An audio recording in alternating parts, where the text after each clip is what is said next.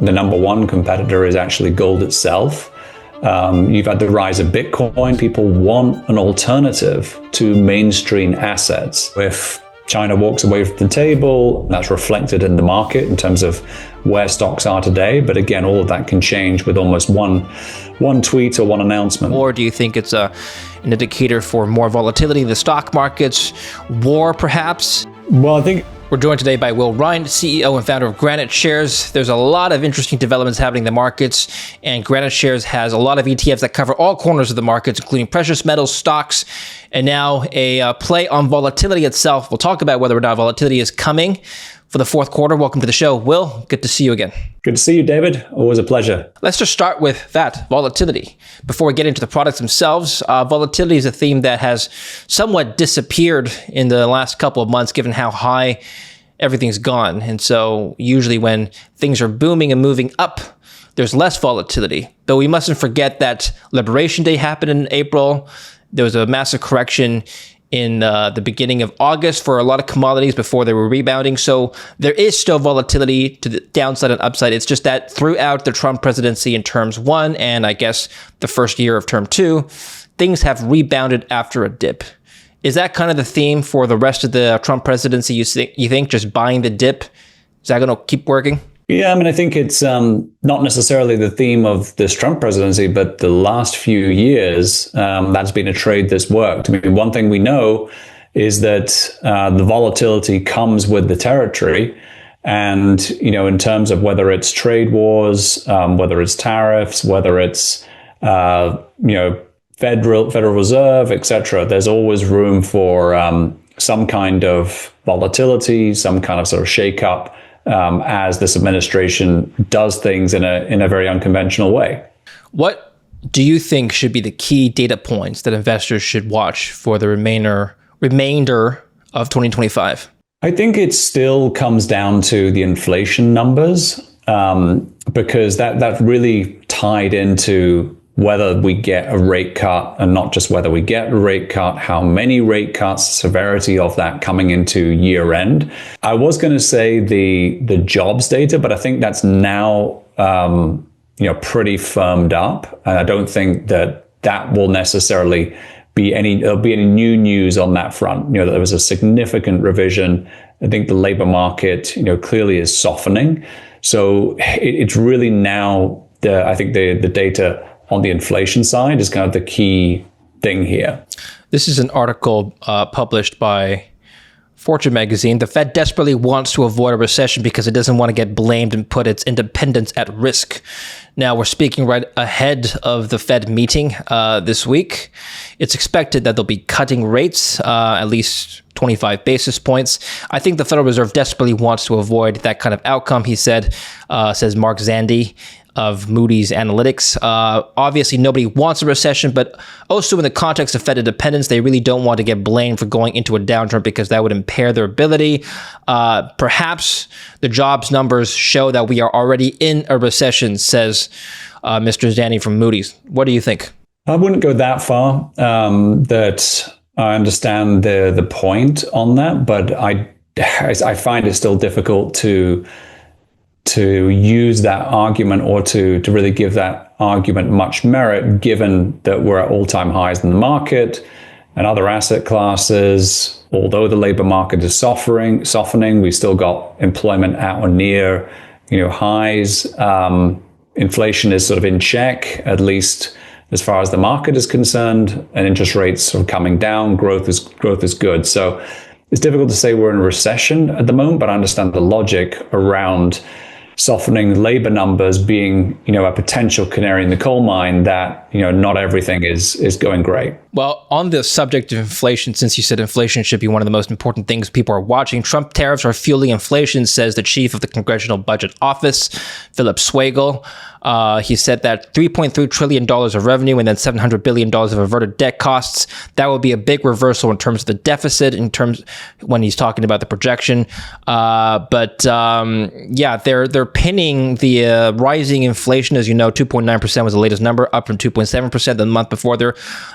The Congressional Budget Office is pinning inflation on tariffs. What do you think? Is this political, or are they right? I just think the topic of inflation and tariffs is hugely complicated, and people want there to be a simple answer to it. In other words, do tariffs cause inflation? Yes or no? And while the simple answer, is always the most attractive, I think what we found out is this is a hugely complicated question, and the answer is not uniform across the board. There are some sectors of the market, some industries where I think there's no doubt that tariff policy will or has caused inflation. And then there are others where it hasn't and will not, and almost have the opposite effect. And so, again, I think it's going to be very specific.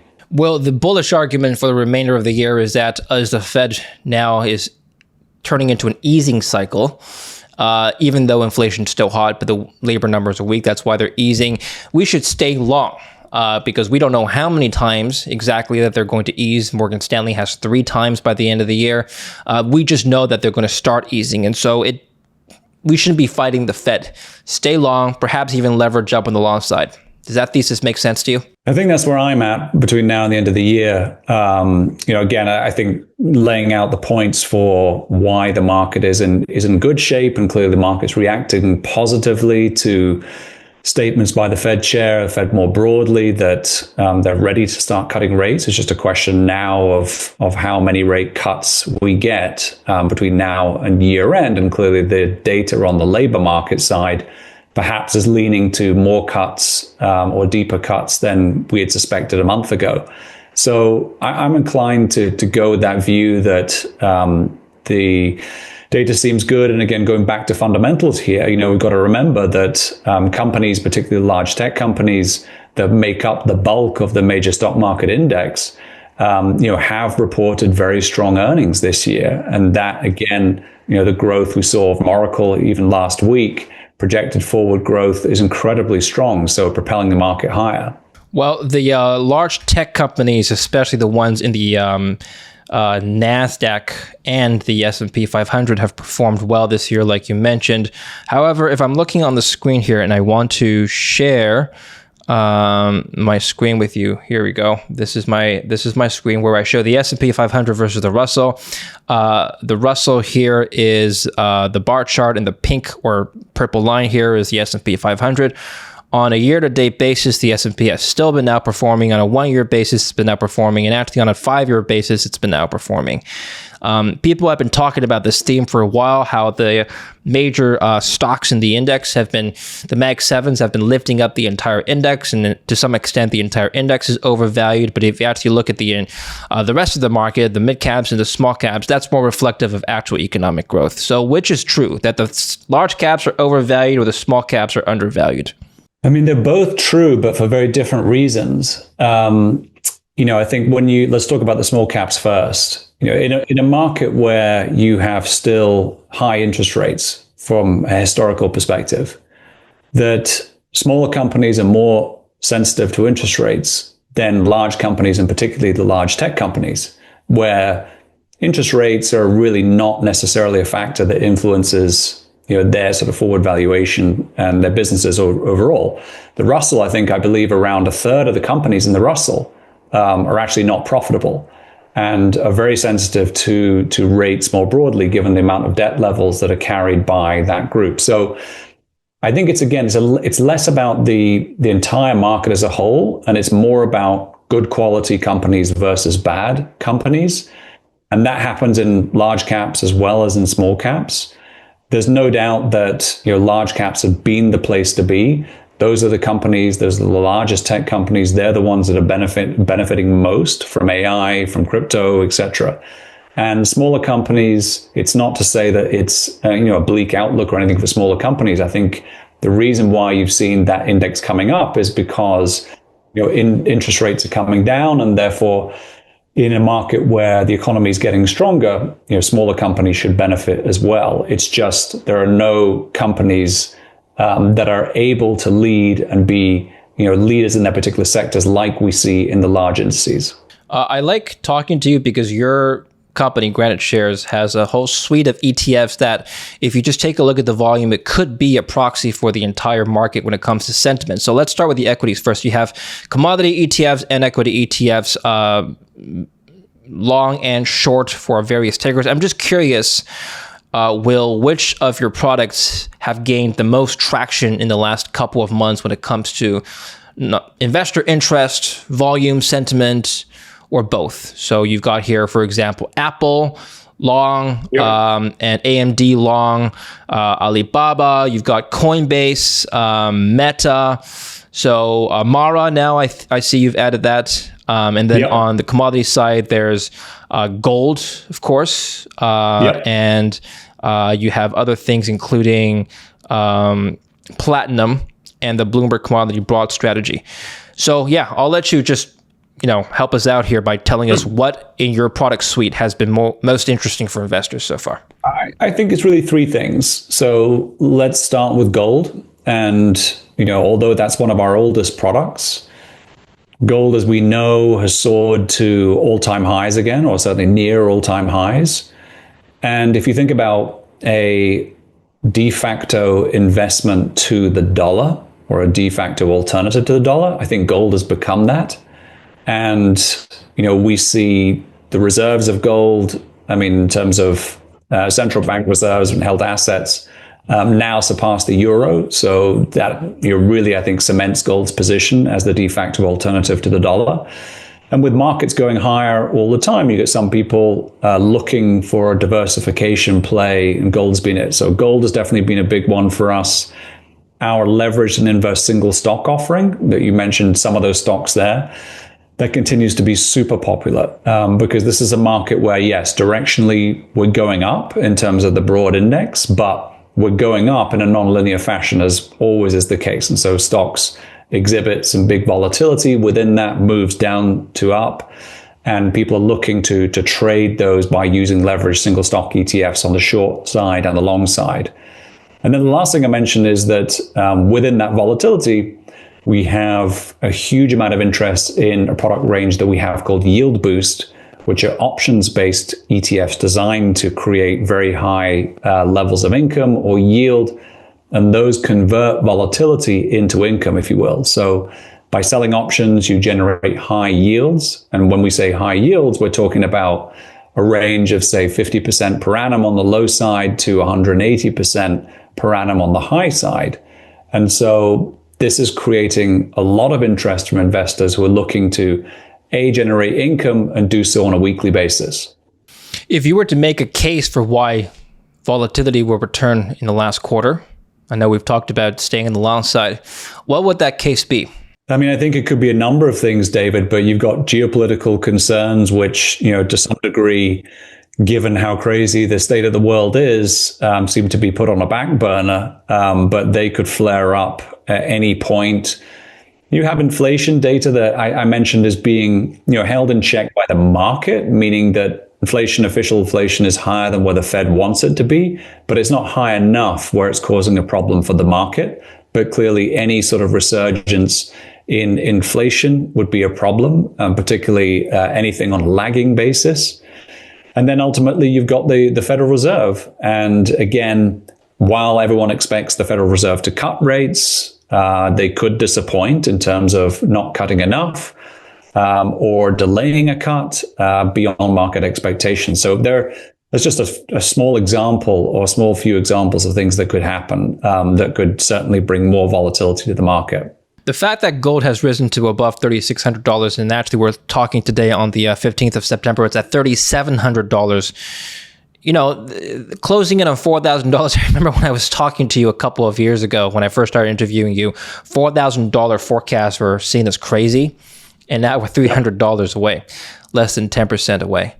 It's not so crazy anymore. The fact that it's run up so high, is that a precursor to higher inflation, as gold has been seen by some as a leading indicator for inflation expectations? Or do you think it's an indicator for more volatility in the stock markets?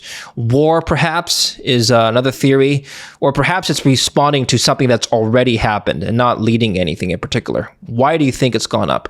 Well, I think if I go back to the start of my career, where, in London, and it's still the center of the world's gold market, that many people who have now since retired from the business, but at that time, people that had been involved in the gold market their entire lives couldn't foresee a day when gold would trade over $1,000 an ounce.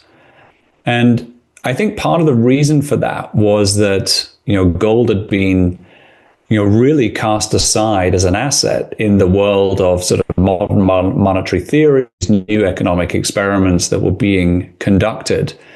And if you think about gold's status at that time, nobody talked about gold. It wasn't something that investors had exposure to. Central banks weren't buying gold. They were selling gold in large amounts. And, the dollar was just absolutely dominant in terms of a global currency, and there was no perceived need for any alternative.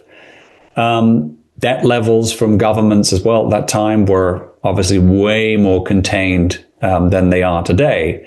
So fast forward 25, 26 years or whatever, and you have a completely different world. And you have a world now where, government debt is the highest that it's ever been on a global basis. You have a situation where there is now some competition to the US dollar, genuine competition, and not just from traditional currencies, but I think the number one competitor is actually gold itself. You've had the rise of Bitcoin, cryptocurrencies more broadly, but Bitcoin in of itself, the main argument for holding Bitcoin is another sort of de facto alternative to dollar argument. And, all this put together means that gold status today is just completely different than it was, 25 years ago. Central banks are buyers of gold today, not sellers. Investors are buying gold. This is a mainstream asset to be held in a portfolio. 25 years ago, you were a fringe, investor to say the least if you had exposure to gold. Now this is mainstream. This is not taboo anymore. And it's only increasing with the need for diversification and the need to find alternatives to stocks and bonds. What roughly is an appropriate allocation to gold in a modern portfolio in 2025? The first answer is that it's going to be different for everybody, but I think the first thing is it needs to be significant to your portfolio, meaning mathematically significant. In other words, if you've got 1%, then gold has to move in a massive way for it to mathematically do anything to the value of the rest of the 99% in your portfolio. So that means you need to hold a mathematically significant number. Now that could be sort of 5%-ish on the lower end, or it could be north of 10% higher. That will depend on your individual circumstance. But I think the most important point is if you're buying gold, then it needs to, like any asset in the portfolio, it needs to have some significance. I see. And can you make the same macro argument for why Bitcoin has run up to new all-time highs as well, surpassing $110, $115,000 as we're speaking today? I can, because in a different way, it's a similar story. Now, I'm not going to say that Bitcoin is the de facto alternative to the dollar, because clearly that's not the case. But the argument for buying it for some people, and I would argue the majority of people, is very similar. In other words, people want an alternative to mainstream assets, namely stocks and bonds, and obviously currencies as well.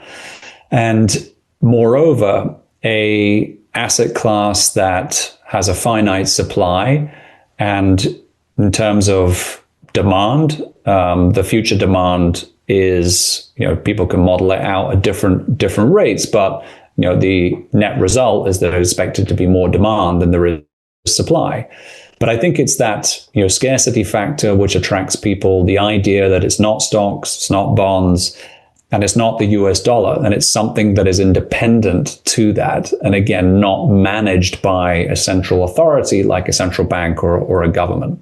Is there a reason, I want to finish off on your Bitcoin and gold forecast towards the end of the interview, so stay tuned for that, but is there a reason, correct me if I'm wrong, if that GraniteShares hasn't released a Bitcoin ETF yet? We don't have a Bitcoin ETF directly. The only reason why is because that was a race that just was dominated by so many large firms, and we didn't feel like we had an edge in terms of providing just vanilla Bitcoin. We have a number of adjacent investments where we provide, for example, leveraged exposure to Coinbase, to other crypto stocks like MicroStrategy or Strategy B now in the ecosystem. So we have that on the leverage single stock side. And on the yield boost side, we have yield assets or options-based ETFs that are linked to crypto companies like Coinbase as well. So very, very high yielding opportunities in Bitcoin. So we don't have the plain vanilla, but we have a lot of adjacent sort of ecosystem investments. You have long and short, for example, MSTR, 2 times short, 2 times long Mara. Have the long products or short products been more popular or interesting to investors of late? The long products are always more popular. And it's not just because markets are all-time highs. It's because I think philosophically, investors just think about investing more in terms of buying something low and ultimately selling something high. It just, I think, feels more intuitive than buying something and hoping the price goes down. So you always get more interest in aggregate in the long than the short. But that being said, there are certain shorts, Tesla, for example, that will always attract a lot of interest on the short side, sort of irrespective of what the market's doing. So let's go back to the volatility story. When volatility does come, I'm not saying it will, but at some point when it does return, what should investors be doing? So walk us through the yield product one more time, and then maybe describe to us some other products or some other asset classes that have historically done well when there's been a lot of market volatility for the equities. Yeah, so the yield products work off of options. So they sell options to generate yield and buy options to provide some downside protection. And if you think about what options really are, they're proxies for volatility. So if you think of volatility as an asset class, if you sell an asset when it's high, then you generate more money than selling when it's low. And so with an increase in volatility, that typically means that you have an increase in what's called implied volatility of the options and therefore the principal and the yields that are paid out or the principal that's paid out. So options products can do well in volatile environments because typically that means that the yields are high. And that's one of the things where it's attractive to people because they're just buy and hold products that will generate weekly income and sort of almost irrespective of what the market's doing. If volatility is there, then you'll get the potential for high payouts. I think if you look at just asset classes or ETFs more broadly that can do well when you have volatile environments, as you talked about, gold has been one of those for the longest of time. I think will continue to play that role. And then the short ETFs, to the extent that people are looking to hedge certain aspects of the portfolio, that's something to maybe consider in terms of providing some hedging activity for the portfolio. I've noticed that the option product, or one of them sells put options but doesn't sell calls. Can you explain that? Yeah, so selling calls and the sort of covered call concept has been very popular. But when you sell a call option, typically those strategies do not have any protection for the downside. So the trade-off is you sell a call, which is against typically a growth stock. And while it generates income, you have 100% exposure to the downside. So you might get some good income, but those products can suffer NAV erosion sort of over time. Whereas with Yield Boost, you sell a put, so economically you get similar exposure, but we think there's more value in selling a put than a call. And by buying a put, you generate some downside protection as well if the underlying drops in value. So the idea is to provide high yields, but at the same time provide some downside protection.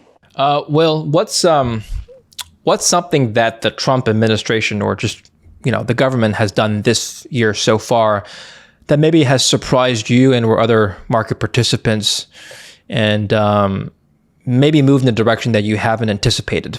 Well, I think the tariffs situation was something that surprised not just us, but surprised everybody in terms of the severity of the tariff and perhaps the seemingly erratic nature of the tariff discussions in the first half of this year. And so that's something that I think, again, continues to play out in its own way. It's just that the noise signal from tariffs has gotten quieter, with every month that passes. But we see some news today that we might be close now to a deal with China.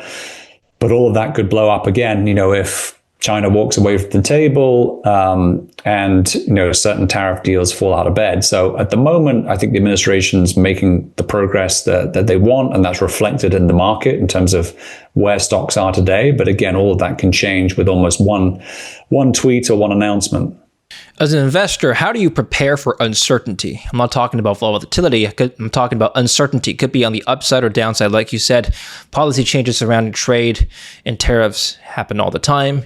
And we still have unresolved conflicts in the Middle East and Ukraine.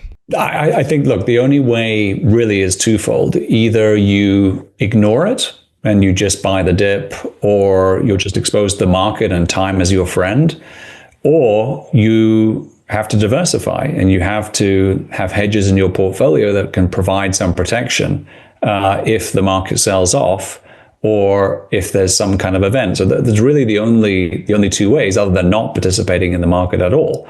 But I think it boils down to that. Okay, good. I'll finish off on this. It's $3,700 gold, $115,000 Bitcoin. If you had to take out your crystal ball and place a number on it, where would these numbers head by the end of the year, early next year? Oof. Well, I think certainly let's talk about gold first.